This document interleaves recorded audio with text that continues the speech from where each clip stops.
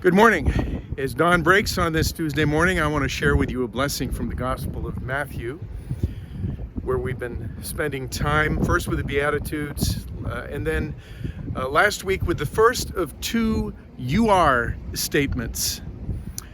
The "I am" statements of Jesus in the Gospels are well known. I am the door, I am the bread of life, I am the living water, and so on. These are statements where Jesus tells us something about himself and of his who he is and of his role in the plan of his Father. But there are two "you are" statements where Jesus turns to us and tells us something of who we are and what our role is.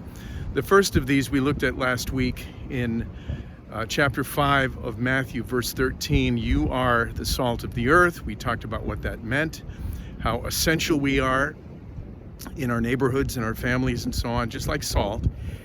And then he gives a second "you are" statement this morning. Here's how it reads. You are the light of the world. A city set on a hill cannot be hid. Neither do men light a lamp and put it under a basket, but rather on a lampstand, so that it lights everyone in the house. So let your light shine before men, that men may see your good works and glorify their Father who is in heaven.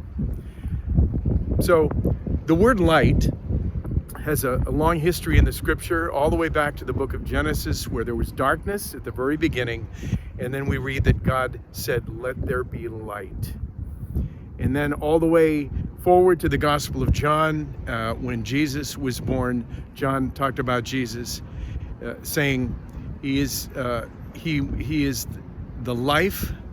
In him was life, and the life was the light of the world. Jesus said about himself, "I am the light of the world," and now he turns to you, and he says, "You are the light of the world." And then he gives two examples. He's chosen two of the most basic realities of life: salt, which was even more of a reality and a basic of life back in the days of Jesus, and now light. A few things more basic than light. And he gives two examples. First, he says, a city set on a hill cannot be hid. Many of the cities in Israel were built on hills, mainly for strategic advantage, so that an enemy attacking would have to scale a hill and they would be seen by those defending the city. Cities like Nazareth and Jerusalem were built on hills. And he said, you are like that. You are like a city set on a hill. Men see you. You have a strategic advantage being a child of God, having the light of Jesus in your life, and you are to be seen.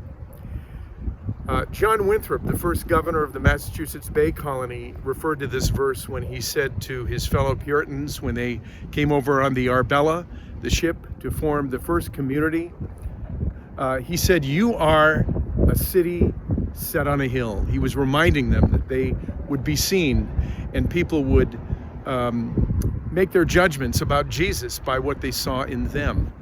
And even though politicians from Ronald Reagan and Barack Obama have hijacked this phrase, this verse, to refer to America, Winthrop said this before there was a nation, because he was speaking not to a nation but to a church, as Jesus is to you. You are a city set on a hill.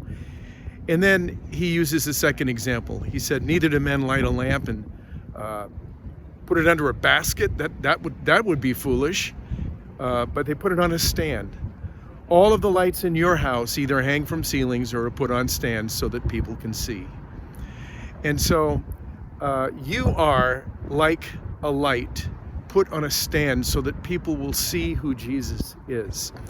And then the last verse, verse 16, Jesus interprets or gives an application to this verse. He says, even so, let your light shine before men, that men may see your good deeds and glorify your Father who is in heaven. Your good works, your acts of kindness are not just random acts of kindness. They are meant to be points of light so that people see in you the light of Jesus, because you are the light of the world. So in the darkness around you today, whether it be the darkness of words or conversation or thoughts, acts, you be the light of Jesus in the midst of it all, so that men will see you. Be a city set on a hill, a lamp set on a stand. God bless your Tuesday.